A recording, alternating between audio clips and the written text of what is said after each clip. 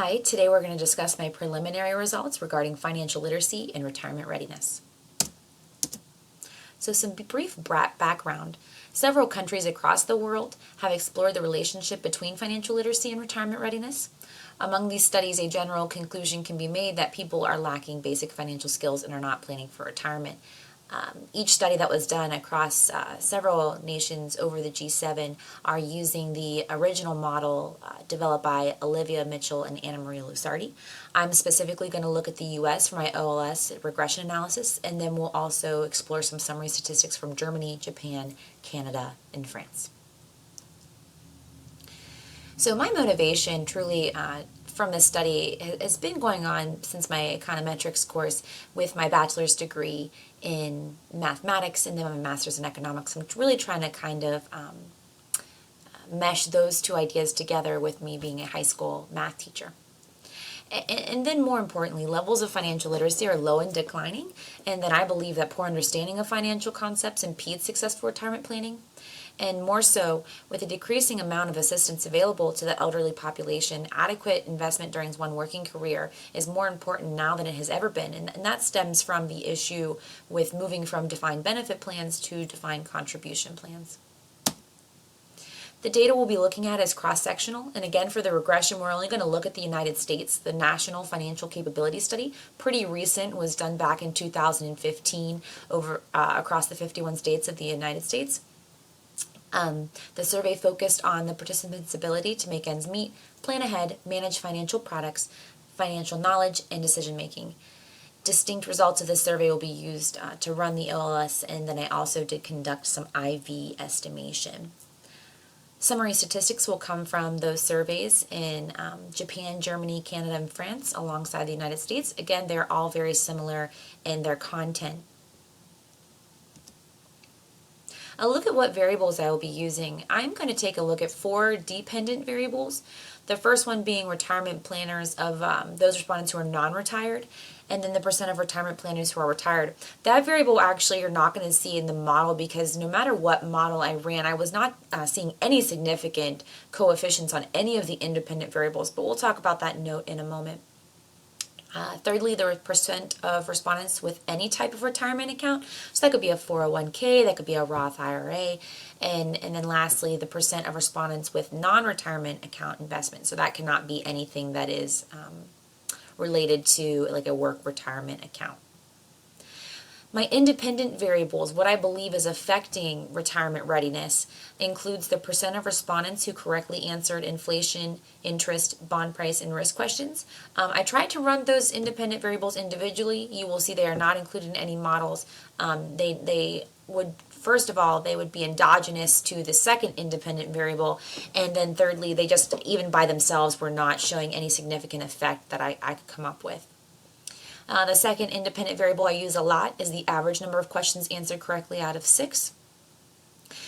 Next, the percent of respondents who have participated in financial education classes, percent of respondents who believe they're good at math, their perceived level of math, percent of respondents who are willing to take risk, percent of respondents with bachelor's and beyond degrees, that could be bachelor's plus 18, master's, doctorate, and then percent of respondents who work full-time for an employer. All right, looking at what type of models I'm going to run here, I'm going to run 4 simple linear regression models with all of the independent variables being answering the average number of answers correct out of 6. The 4 dependent variables here will be the ones we just mentioned in the last slide. And then we're going to look at a multivariate linear regression. This is where I'm going to take all of those variables we discussed previously, and I'm going to apply them to those 4 dependent variables. So consistent within the variable is just kind of mixing up how I want to apply them in each model. So here are my hypotheses regarding financial literacy and retirement readiness. Financial literacy has a single, significant, and positive effect on overall retirement readiness. I would think that one's willingness to take risks positively affects the likelihood that they are to have investment accounts, retirement accounts, and also plan for retirement. One's past financial education has a positive impact on the likelihood they are to have investment accounts, retirement accounts, and plan for retirement. and likely, I think post-secondary education, having the bachelor's, the master's, doctorate, and any type of 4-year or beyond degree has a positive impact on retirement readiness. I think that full-time employment greatly impacts the likelihood that a person has a retirement account and is ready for retirement. And then I thought I would throw in as an additional contribution to the current works of this topic is that mathematical ability.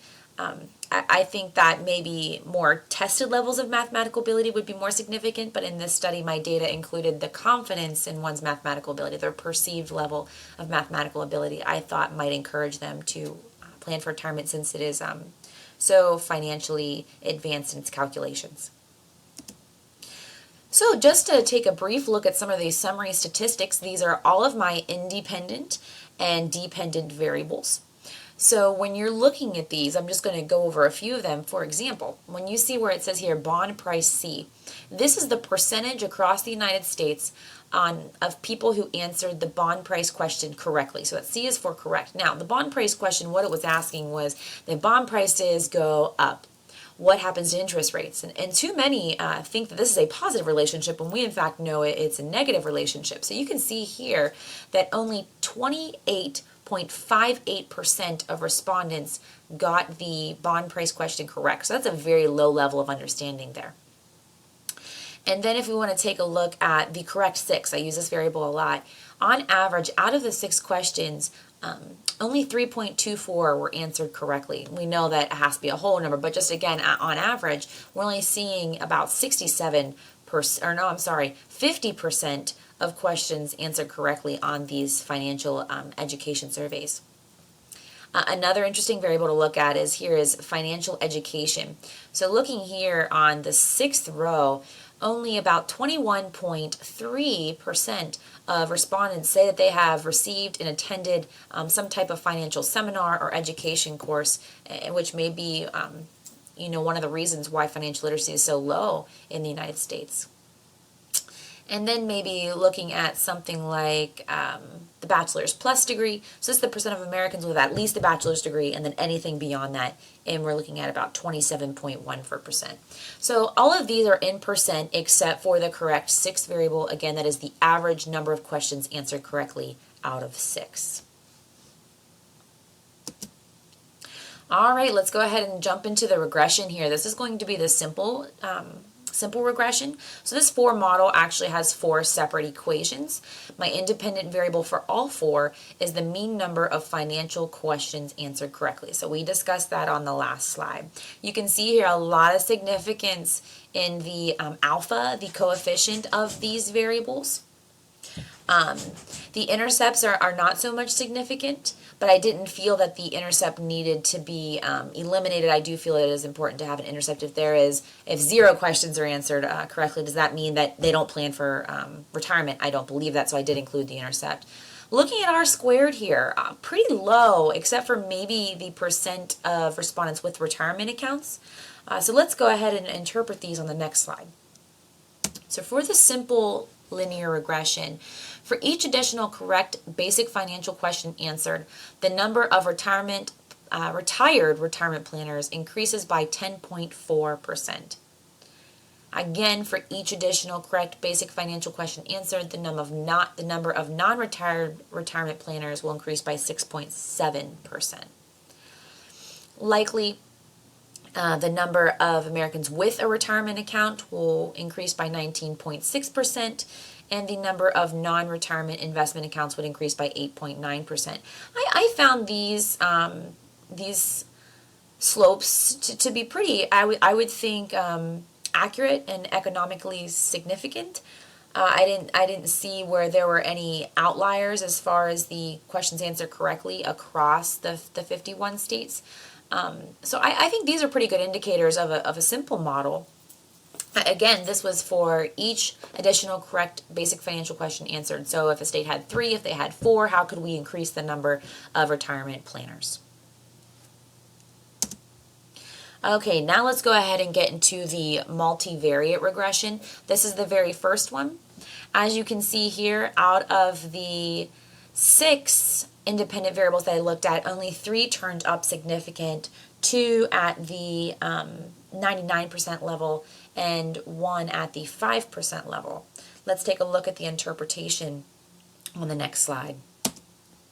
For a 1% increase in the number of people who rate themselves as willing to take risks in terms of financial investments, that is specific, the number of non-retired retirement planners will increase by 34.2%.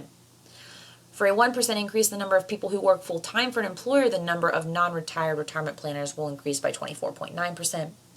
For each additional correct basic financial question answered, the number of non-retired retirement planners will increase by 6.89%. I found these percents, these slopes in the first two, to be a little outlandish. I found them to be quite large. I'm not sure of that, as I did run quite a few tests we'll see later in the presentation.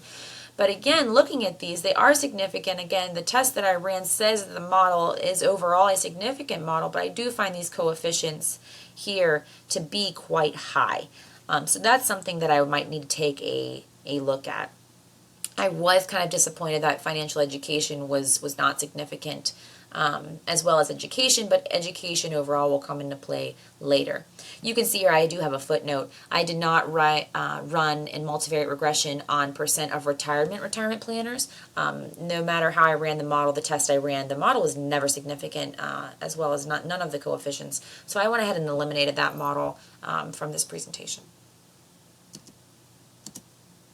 Okay, looking at the next model, this would be with a dependent variable of respondents with investment accounts of non-retirement type. So I ran this, and then I did run the IV estimation, finding that there was an endogenous variable. Again, we will talk about these tests here in a little bit. So I ran the IV estimation with financial education as an instrumental variable, and the correct sixth being the endogenous. And with that, I did find two significant independent variables, their coefficients. Let's go ahead and interpret those. For a 1% increase in the number of people who have a bachelor's degree or higher, the number of investment accounts, which are non-retirement, will increase by 43.4%. For a 1% increase in the number of people who work full-time for an employer, the number of investment accounts, non-retirement, will increase by 44.9%. Now, these again are significant at the 5% and 10% level. I do find these coefficients to be a little high. Now, as far as working full-time, it does make sense that that could increase quite at a great amount because of the offers that come into the workplace for additional accounts besides 401ks, 403bs, and so forth. So that number, I don't think it's that high, but I think will be higher. All right, and then my last model here, looking at the dependent variable of respondents with retirement accounts. Let's interpret these coefficients, which were both significant at the 99% level. I mean, our p-value is 0. I found that to be quite interesting. For each additional correct basic financial question answered, the number of people with retirement-based accounts will increase by 12.6%. And then likewise, for a 1% increase in the number of people who work full-time for an employer, the number of investment accounts will increase by 68%. Again, I think that second number should be high, even with retirement accounts, because they're offered through employers. So both of these variables I was glad to see significant. As you can see here, for all three models, I'm running a Ramsey reset test to confirm that there are or are not omitted variable bias. I'm also running IV estimation to confirm that there are no endogenous variables. I'm running a Bruce-Pagan test for heteroscedasticity, and then also a residual plot to make sure that we have a constant variance. And then, of course, looking at the R-squared. So for the first model, everything came out as I had hoped it would, with a decent R-squared of 0.439, meaning that 43.9% of the data is explained through the explanatory variables. That second model, as you saw, I did confirm that there were endogenous variables, so I used financial education as the instrumental variable. And I think it is important to note, though, that the first stage regression did find a low F-stat, so that confirmed that the instrumental variable was weak. So it still, I think, should be included in the model. And the adjusted R-squared there was 0.5309. And then lastly, in Model 4, the Ramsey reset test confirmed there were no omitted variable bias, and that there was no heteroscedasticity, and that we did not have any multicollinearity, and all exogenous variables. And here's our summary stats across the additional countries. You can see here that we have some